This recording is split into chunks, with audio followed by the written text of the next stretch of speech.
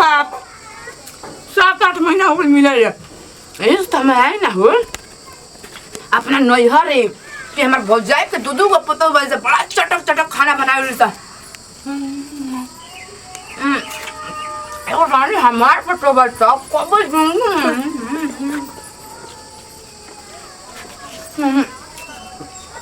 खाई दूसर के पूरी अपने बहुत बेगे में चला ले रात को नहीं खाई जब ये पूरी सब्जी बन जाता है हमारा रात में नींद आई है फुआ जी आराम से फुआ जी हाथ चाट के खाते नहीं ऐसे नहीं बनेगा रात का तारा हाथ के बढ़ा नहीं फोक नहीं आया तो हम पतो मिल रहे थे जाने के आवाज पर ध्यान रख कम हमके इतना पसंद है ना फिर सब्जी ये काम से खाता नहीं लाता कि इनका खाएंगे नहीं मिला एक बजे लेट भागम ना जी खाली बढ़िया से हमें से एक बजे शिकार बना दी का तो वो कौन सा साइज बन रहा है हां बोले खा चल सुनी ना काल बनी शिकार एबरा पूरी बनिए पूरी खीर खाई लेनी एबरा चोखा भात बना देता अटकल लेके नु अरे अटकी का करे तो भाई पान लगने के बैठला पानी तन चार को पूल लेके आओ ना गाय का नु 4 को पड़ी का हो हमन पेट में रख ले पेट में ले ये फाट को तो खागुनी में 4 के जगह बना बा जगह अन्य कलर जिंदगी वाला तो खा पी के खाने खाली का जाएंगे पड़े हुआ और ये फुआ हमारा आराम से फुआ लेके आओ तनी आराम से तो ये जान रात के में हमारा भूख लाग जला जाने के रात में जाके खा एगो दो फुआ मत डाल का करबे अरे हम रोक में तनी आटो पूरी अरे ना रे बाबू देख ना दिल तोर कने कौन से आहा आराम से वहां मसाला डाल ली सब्जी में दे ये जाने कौन डाल ली लेकिन पूछ के बताइए बोल देख 1 महीना 2 महीना रहो अपन ए जान तो कमजोरी दूर खा ले पी ले संगे तंदुरुस्त रहता है हम डॉक्टर जी हम तो आराम से पानी दी अरे हुर का फुआ काय खाता है हमारे घीन बारा तक खाता है तो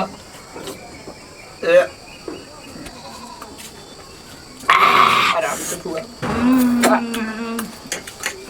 लावा हो कनिया ले आ रे जल्दी तो उसको पूरी दे ना अरे हम दिए घर में दब अरे बाप रे बाप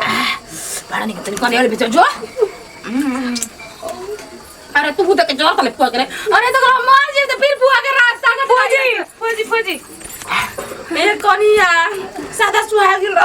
तमा जर गिर रे पर गाने खाए का तो पतो राड़ी कोने दिली से अब फौजी लेके आओ तनी और बाटे अभी ढेर बा हो कनिया रोसवा ना कर पीम बड़ा हमरा ठीक लगे ठीक बटे भी हाथ ना बनल बेटे और लेके आओ तनी खाई आराम से टिफिन धइले बाले हां बा तेल सब्जी सब्जी धली अरे खून है फुआ को अबे तो रात के 12 बजे हम खाना बनवाते हैं लेकिन नहीं खोलो जाए ना तू जो भई रहल तार नार हम ही कटनी तार माई के आकर तू देख दे लगम आराम से को फुआ जब 2 आज अंगूर हिला के पड़ा ना टीम तो में तार कुछ होता तू देख के जरूरत तू देख के जरूरत कि पुआ काहे आगे बे खाए खाती के खाई ना हो हैं हमर माई बाबू मुंह त कहे से बचिया तो सब धन दौलत तो बेटा के बाटे आ बेटिन के खइले हाथ होला तो खाई भले बीमार पर खा के जले जाई कबू खीर रानी बने बलसा भात कर ले जान से कि फुआ खाई ना नीमक पान तो छोड़बे ना करना खीर हम कैसे छोड़ दी वो फुआ जी के चलते नु तो हमार तो बुझाता कि एड़ी से कपार में का हो जाता अब हमार मन में जानत ताटे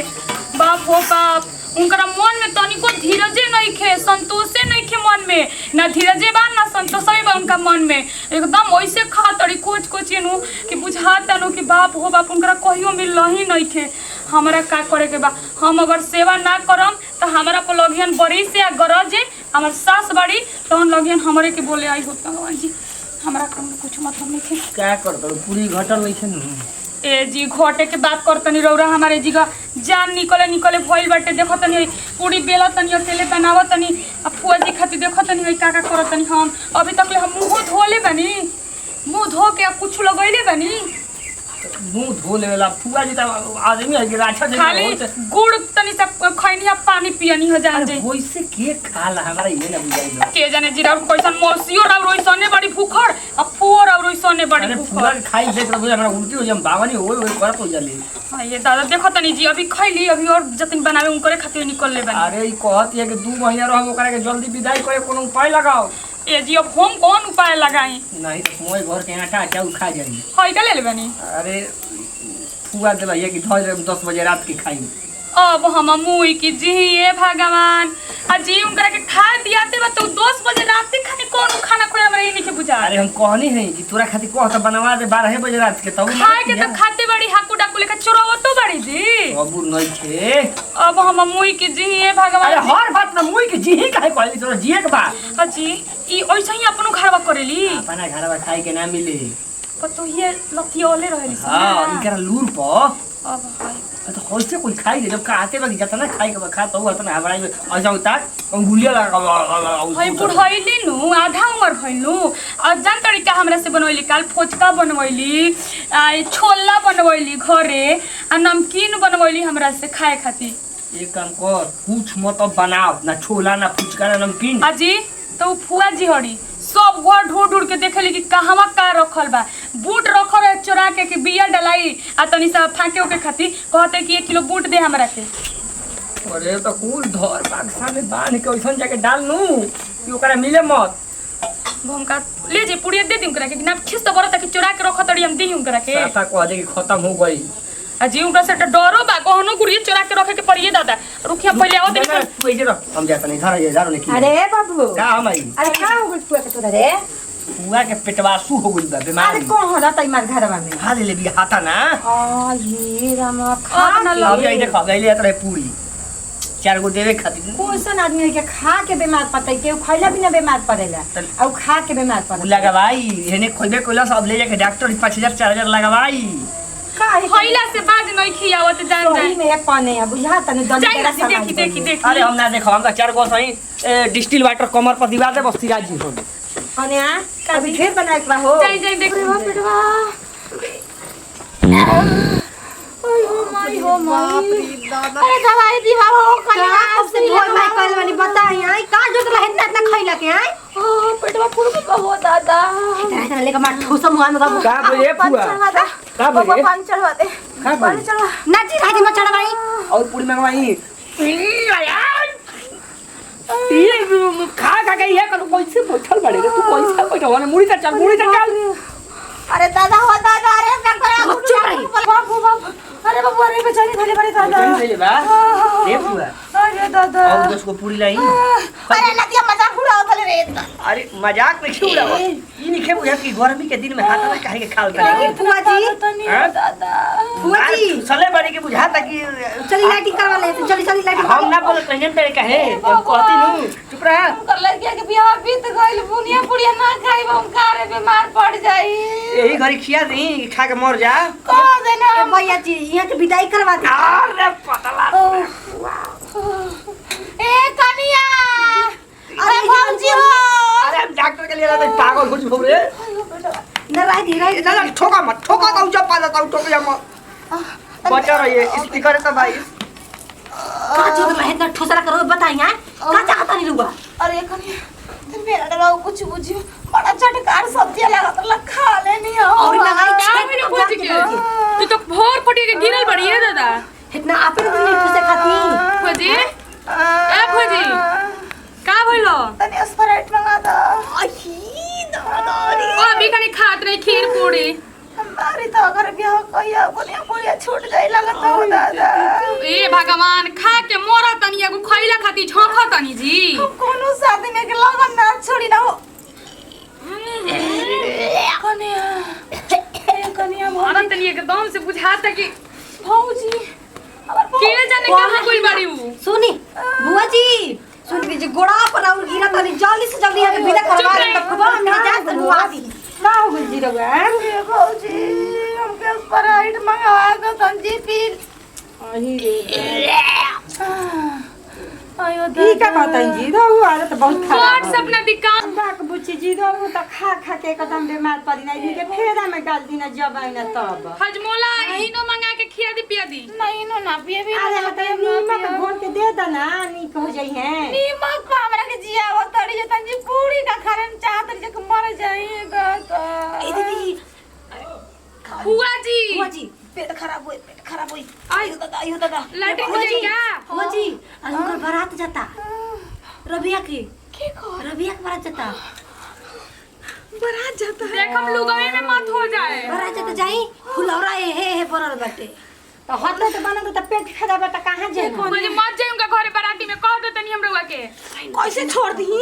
कैसे फुलौरा छोड़ दी हाय पेट देखो तनी बुझाते कि लैट्रिन में साड़ी में लैट्रिन कर दे हम तबियत खराब है कहीं गोला काम नहीं खे कोनो बात नहीं कि 4 बार हो गले हमर पेट साफ हो जाई हम चाहते नहीं ओकर घर फुलौरा खाइए के तू आई पेटवा लागत है कि उनका लुगवा में हो गइल बाटे इतना कब से बेथी करत तड़ी का जरूरत रहल मम्मी जी जब आई तब जी का बीमार पड़ेली खा खा के अजी बीमार पड़ेली हां तना अपना भोर थरी के ले तड़ी और होइसे सब हटा ओ होइसे से कुछ के खाला ई का बुझला हा ही समय रहला जब आइली जब ये सही करेली बिटुआ मुझे खाने ना मिलेला का का जने मिलेला कना का खा लुगा फटा निकाल के जल्दी से बर विदाई कर दे तो लेना के देना पड़ जाई इनकरा के अगर ये जा रही हम ना रहबी जा ठीक ना कहां जेबू ई घरवा छोड़ के ए दीदी जी हो थोड़ा खाना बनाए के कहू के चिरिक दिले बड़ी है जाओ चलो राम छी जान तड़ू हमरो बड़ा अरमान रहे नु वही तू तारा का हम सब्जी बना के खियाई थी अरे साली जी ज्यादा की तार बियाह के दिन हम कुकुर के पलंग के नीचे रोवत रही डाली जी कोनो बात नहीं के जानत नहीं कि जो हमहू ओइजा गोई रही ना तो हमर रतिया में नींदवा उड़ गई रहे पता जहां जहां देखी तहां तहां रोवे हमरा के दिखाई देत रही ठीक ना जानते कि जा आपके हाथ के सब्जिया तुमिया खाली इतना हमरा याद आवत रहे इतना याद आवत रहे मुंह तो उड़ के आ जाई रोवे धीरे अरे उड़ के कहत लोग हम तारा गाँव में गई रही राती को लेकिन सरवा वो कुकुर कहे चला तो देना घेने बड़ा बिजोड़ काट दलो अच्छा हम चोरी चुप के मिले गए रही कुछ कहीं जब वो दिन का मस्त रहे जब बाइक उठावत रही अब फटाक से हमरा के जब फोटो ने हमार घुमावत रही खियावत रही दिन हमारा याद पड़ल नु तो जवानी हमर ओरिजिनल याद पड़ जाला जान तड़ू तार हां तो हमारे कोमरे में रहत रहे कुछ हमार फटाक गोर तो हटते लेकिन गौ ना बानर सरवा बहिने का पट्टा देला हमरा को छोड़ देले बहिन के पटला अरे जीजा साली के प्यार अरे बुचिया सब बहिन अपना दीदी जीजा के प्यार दे के खुश रह से पटावे आइल बड़ी का है ना जान रुका बात रहल दीदी लगी तो का करी ओ तो बतिया ये दुख सुख होत रहे हां जान दीदी ओ जब गई रही ना आज के डेट में जान तो अपना बहिने का पट्टा लेते ना सब भइला बा तो ओहे जीजा से बतावत रहनी ना जीजा हमनी और ऐसा तो ना होला गजबी बात बाटे अपना मेहरारू के बात कहू ना रोबा मानी ना आई इस सारी जब से मर पकौड़ी बनावत निकाल राती में मुर्गा देखनी चौथा दिन मछली देखनी 8 दिन से लगातार दिन और रात चूल्हा गम करत रहता 12 साल के प्यार सुना बहुत गलत है जो तू ना हमार बहन से ना सोचे अमेरिका पैसा से बनावत खात रही नहीं ठीक ना और बड़ बहन दी वो चीज हमरा के खूब माने ना आज खसी के शिकार बनावत ने कोनो चाली काटिया अपने हाथे एकदम दियाई मुंह में अरे जीजा अपन बीबी से प्यारे ना साली से इतना प्यार ओ हो नहीं मेरा रू वाला प्यार क्या कहां पर कि मतलब कि सब्जी बड़ा गम पटा का बनत है बेरा हम तो नहीं हो साली खानी तो सब्जी बनाते ली जीजा की हमरा खा बड़ा ललाई तरह हमरा हाथ से खाई खाई ते बना दे चली हम भोग जाए तो हमरो पर मन मिलबे ना करी खाए के देसी नहीं का देसी नहीं के दुई आदमी बाबा के भाग्य ले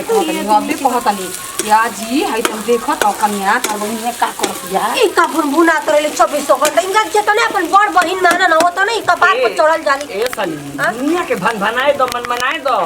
तारा हमरा अटूट प्रेम बानू ये चीजा जी सुन ले त ना न होली का बतिया ले जमन बतिया ना आता ना कान के मन तेज बड़ी अच्छा पर चीजा जी सुनी ना अब सुनत नहीं बनाई सांझी के हाथू खसी बनाई का चुस्ता बनाई चुस के खाई तो खसी ले तब चुस्ता मिली अलग से कटवाले से करेजी कटवा के लिया दी ना खाली चुस्ता ना दी कमे दी कुछ को के लिया ही लेकिन लिया ही ए बड़ा भोला बड़ी इनका पता का बाकी वो खसी में को चुस्ता होला लेकिन हम जानते नु कुछ कहो हमर बहिन आवे लेनु तो ओकरा के मन कर लेनु का बना के का खिया दीनु कि हमर बादला चुक जाओ बाप रे बाप कुमार में नु बाची हमर हित चुकी रहे हमरा से छोट रहे लेकिन खल खल के खाना बनावत रहे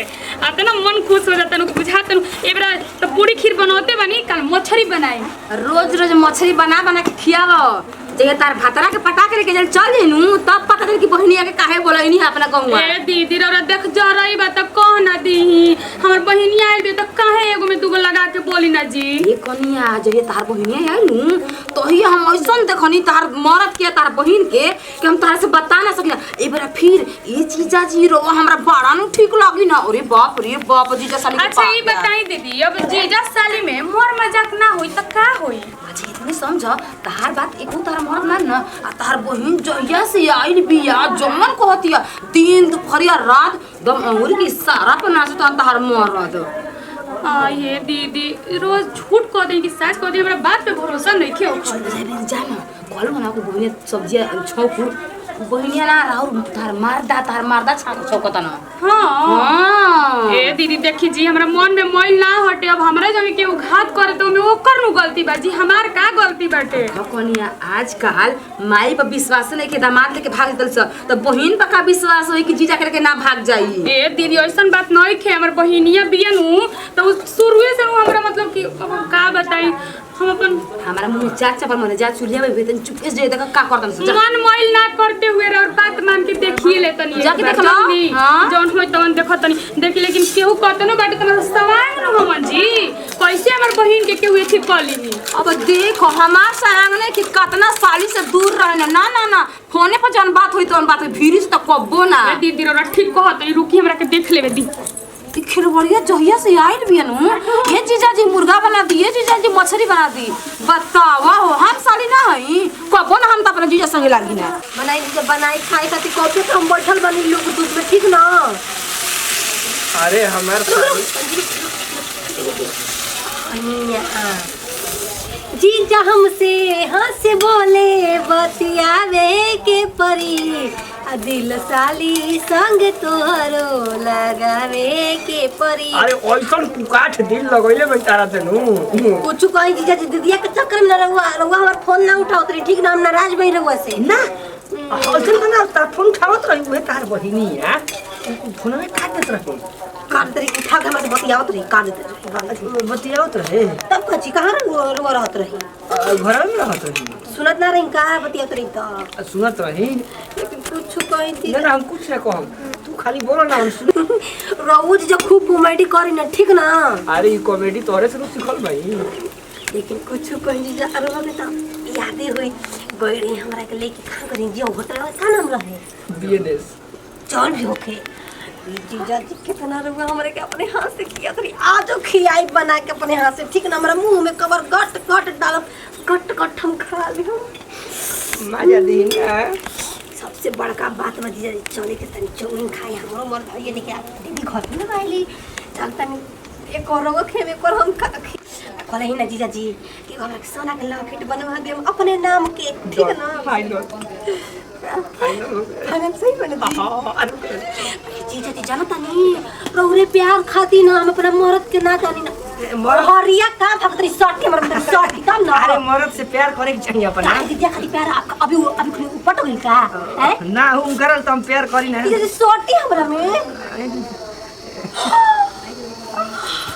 अरे खेलवड़िया रे बढ़िया बिस्तर बा ना चले जी से हट अरे दीदी तू ना खूब बुरा मान जालू हम तो जीजा जी सबसे मजा ना ना वेद गरम थोड़ा बात होत रहे अच्छा माने जरा रामायण एथी होता है ना महाभारत के बात होता माने हम आँख माने आनर बानी अब बहिर बानी ना कि ना हमरा कुछ लौकला आ ना हमरा कुछ सुनाई लागे ना माने हमरा मुंह पर पागल लिखल बा चुतिया लिखल बा सोनकी लिखल बा बौरा लिखल बा ना ना रे छोटा छोटा गरीब आदमी के बात का बात तड़ू भगवान माफ ना करियो पति परमेश्वर न होलो छिनार वाला पति परमेश्वर है छिनार के सिखा के भेजले दीदी ने भेजले बड़की दीदी का एक बोल ड्यूटी सोच के इल्जाम लगैले भाई अच्छा त बड़की दीदी के त वैसे ही कहत रही कि गोतनी और गोतनी डाक करत रही लेकिन दीदी वो बात झूठा ना कहत रही सच कहत रही कच्चा कच्चा खाने पैसा चला करो बियाह शादी हो गई त हम जाने कि सुधार जेबू आवत तड़ू हमारे मरद पे डोरा डाले चल जो भागे से अरे अम्मा जी का कही रौरो लोगन कहन जा कि बहिन बहिन उतराइल रहले आया के ई खिलवाड़ी हमर जिंदे में हमर सिंदूर मांग से छिनतिया आ जैसा नहीं मौग भणुआ ना छुछुन्ना मुझौसा एकरा के मदद करने पति परमेश्वर करने लाज लागता रे तोरा बुद्धि ना भई सुनता वाला के कहां जानिया हमर पतिया पर विश्वास ना होत बिहार में होको ना बानी धन्यवाद दीदी रौरा हमरा के आंख खोल देनी सबसे खतरनाक तार बहिन भी है जाके पटैले में कारे दूगो के कमी नहीं रखबे भतरो के जीजबो के तू तो चुप रह बहन का साथ का दे बड़ मठवा तोड़ दे मठवा सुट चले जेता अरे बहन के घर उजा अरे जाय दस माई हित न तक हित न त नफ्ती वो मैं अरे का भी लई झगड़ा लगा के बड़ा गांगो कइले बानी कह ना करे बंदना तो ठीक कइले हो इहे करे आइला हऊ नत्ती कहला त ओइ त मुड़िया के चुलिया में छोक दम बना के खाए तोरे से बतावा ओ दादा तंती से चीजें सब बता को लाने तो हमरा बेइज्जत करा हम ना तार पिलुए पानी झूठे का बहन के साथ पहले बाउता खबर मार चुलिया में खुश आना कम से मासरा पे डंगर के आना के पिलुआ पड़ जाए देखो फनिया बतियाई जा हम नतिया फिर लेके भागल हमरा घर जी मम्मी जी हमार बहिन ना आई रे देखो नहीं जीजा से कितना दूर रहते ना रे दीदी या तोरा के देख के हम खुश रहे ई साफा चौपट भी छोड़ अरे पानी हुआ हम तो देख कर चंभू बाई हो इहे बाई में रह के बहिनिया हमारे आई तस करी धरी दिन हम देखो नहीं पलंगवा पर कनिया गोरे सवेरे 4 बजे भोरे में बहरी आ देखो तन ते एकर बहिनिया जाके जीजा पर सुत गइल बिया ओ हीरा मबा कहतो लाजे लागता सुन तो हमर लाजे लागता पापे पड़ी के सुन हम तो अबे कहब कि ये कनिया अबे विदा कर लुवर झुरे देकर दोबारा बोले जान तो विश्वास बा हो के ऊपर अबे भेजवा आवता इनका के मारे के पूरी सब्जी ए दीदी अम्मा जी लुगा वो कुछ दे के बता दे दी जाए कि मैं दी हमरा के विदाई करी विदाई करम त मर सवाल चला देता चला